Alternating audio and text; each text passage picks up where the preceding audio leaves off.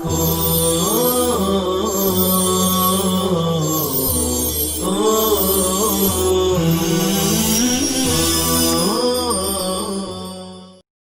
الرحمن الرحيم الحمد لله رب العالمين الحمد لله حمدا كثيرا طيبا مباركا فيه يا رب لك الحمد كما ينبغي لجلال وجهك ولعظيم سلطانك سبحان الله وبحمده عدد خلقه ورضا نفسه وزنة عرشه ومداد كلماته وصلى الله وسلم على نبينا محمد وعلى آله وأصحابه وبارك وسلم تسليما كثيرا كثيرا. بسم الله الرحمن الرحيم وما تراه المرأة من الحمرة والصفرة والكدرة حيض حتى ترى البياض خالصا. وقال أبو يوسف رحمه الله تعالى لا تكون الكدرة من الحيض إلا بعد الدم لأنه لو كان من الرحم لتأخر خروج الكدر عن الصافي. ولهما ما روي أن عائشة رضي الله عنها جعلت ما سوى البياض الخالص حيضا وهذا لا يعرف إلا سماعا وفم الرحم منكوس فيخرج الكدر أولا كالجرة إذا ثقب أسفلها. وأما الخضرة فالصحيح أن المرأة إذا كانت من ذوات الأقراء تكون حيضا ويحمل على فساد الغذاء وإن كانت كبيرة لا ترى غير الخضرة تحمل على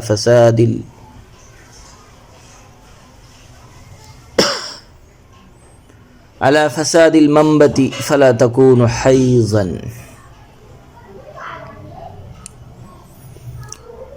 اور وہ چیز جسے عورت دیکھے یعنی سرخی، سردی اور گدلا رنگ وہ حیض ہے،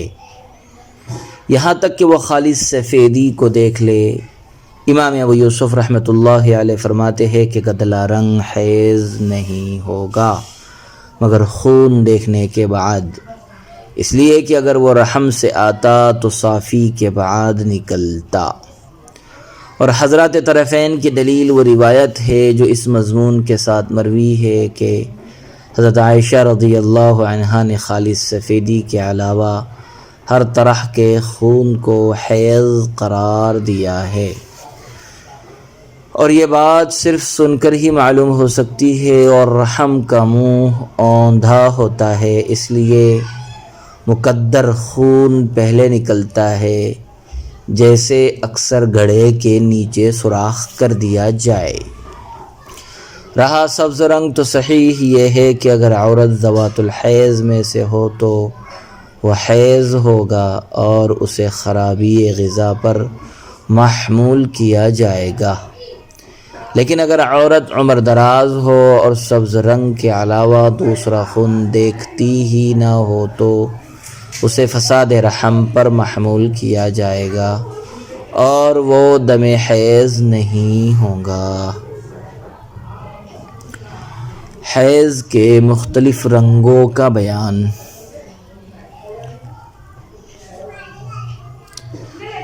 یہاں سے الوان حیض کا بیان شروع ہو رہا ہے۔ علامہ عینی اور صاحب عنایہ نے لکھا ہے کہ حیض کے کل 6 رنگ ہوتے ہیں۔ نمبر 1 سیاہ، نمبر 2 سرخ، نمبر 3 زرد، نمبر 4 سبز، زرد پیلا، سرخ لال، سیاہ کالا، سیاہ کالا، سرخ لال، زرد پیلا، سبز ہرا، 5 گدلا، 6 مٹیالہ۔ ان الوان 6 میں سے صاحب قدوری نے صرف 4 کا ذکر کیا ہے، سیاہ اور مٹیالے کا ذکر نہیں کیا ہے۔ علامہ عینی وغیرہ نے ان دونوں کو بیان نہ کرنے کی وجہ یہ تحریر کی ہے کہ سیاہ خون کے دم حیض ہونے میں کوئی شک و شبہ اور کسی بھی طرح کا کوئی اختلاف نہیں ہے، کیونکہ حدیث پاک میں ہے دم الحیض اسود، یعنی حیض کا خون تازہ ہوتا ہے اور اس قدر سرخ ہوتا ہے، سیاہی کی طرف مائل ہوتا ہے، اس قدر سرخ ہوتا ہے کہ سیاہی کی طرف مائل ہوتا ہے۔ اس حدیث سے صاف طور پر یہ معلوم ہو رہا ہے کہ سیاہ خون کے دم حیض ہونے میں کوئی شبہ نہیں ہے، اور مٹیالے رنگ کے خون سے بحث نہ کرنے کی وجہ یہ ہے کہ اس کا رنگ اور گدلے خون کا رنگ تقریباً یکساں ہوتا ہے۔ سیاہ رنگ اور گدلے خون کا رنگ تقریباً یکساں ہوتا ہے، اس لیے گدلے رنگ والے خون کے تحت چونکہ وہ بھی آ جاتا ہے، لہذا الگ سے اسے بیان کرنے کی ضرورت نہیں ہے۔ سیاہ رنگ گدلے رنگ کے تحت آ ہی جاتا ہے، لہذا الگ سے اسے بیان کرنے کی کوئی ضرورت محسوس نہیں کی گئی۔ ان الوان کا حکم یہ ہے کہ سیاہ اور سرخ رنگ والا خون تو بالاتفاق دم حیض ہے، نیز اصح قول کے مطابق گاڑھا خون بھی دم حیض ہے۔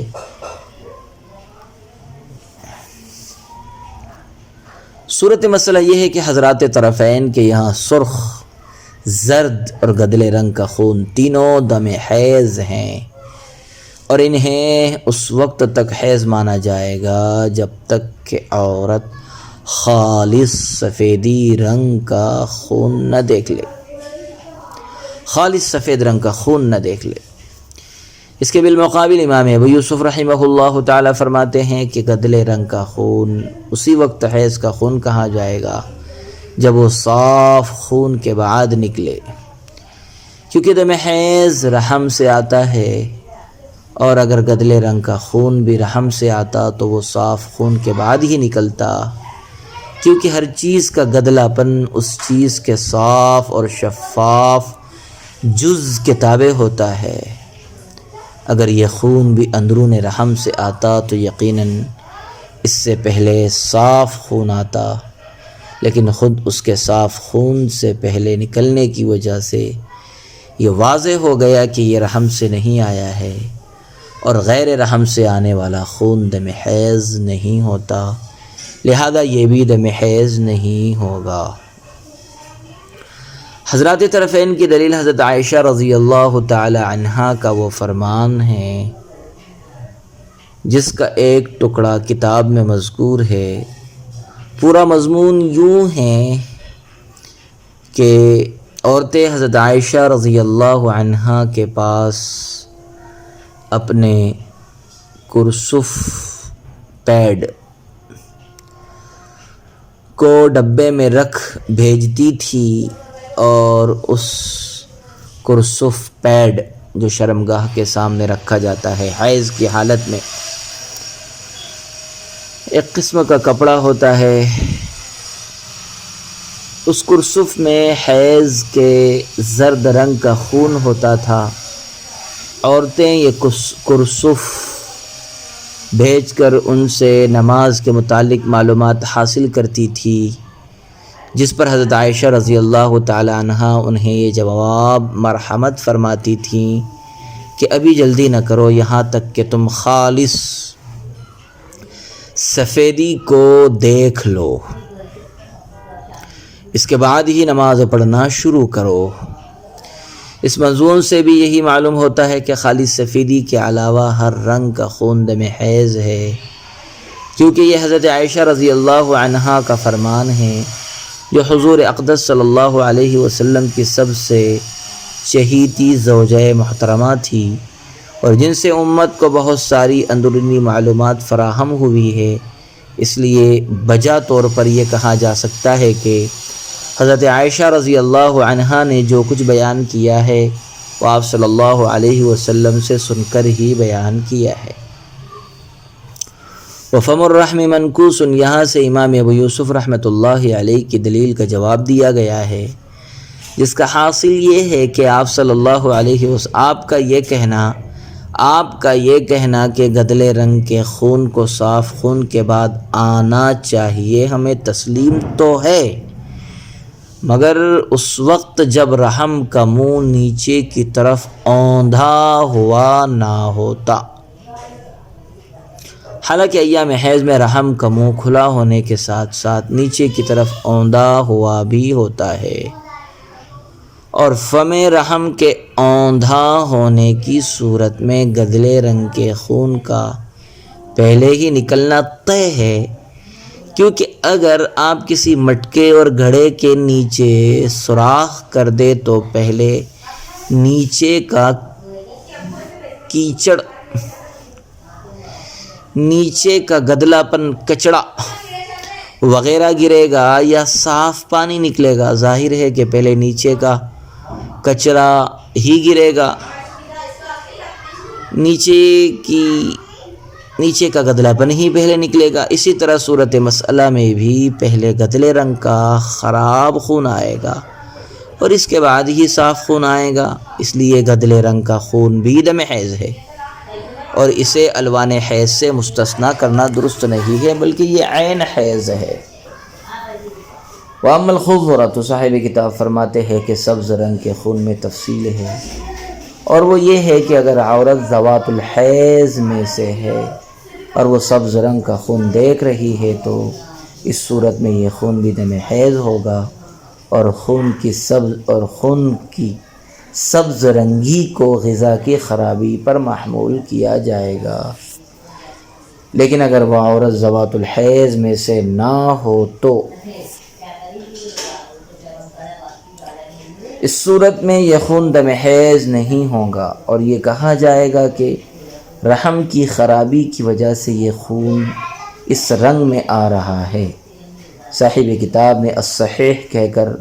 نصر ابن سلام کے اس قول سے احتراز کیا ہے جو سبز رنگ کے خون ہی کو نہیں مانتے اور رحم مرأہ سے اس کے نکلنے کو محال اور مستبعد سمجھتے ہیں۔ والحیض یسقط عن الحائض الصلاة ويحرم عليها الصوم وتقضي الصوم ولا تقضي الصلوات، لقول عائشة رضي الله عنها كانت إحدانا على عهد رسول الله صلى الله عليه وسلم إذا طهرت من حيضها تقضي الصيام ولا تقضي الصلوات، ولأن في قضاء الصلوات حرجا لتضاعفها ولا حرج في قضاء الصوم، اور حائضہ عورت سے نماز کو ساقط کر دیتا ہے اور اس پر روزے کو حرام قرار دیتا ہے، اور حائضہ عورت روزے کی قضا کرے گی لیکن نماز کی قضا نہیں کرے گی۔ حضرت عائشہ رضی اللہ عنہا کے اس فرمان کی وجہ سے کہ نبی کریم صلی اللہ علیہ وسلم کے زمانے میں جب ہم میں سے کوئی عورت اپنے حیض سے پاک ہوتی تھی تو وہ روزوں کی قضا کرتی تھی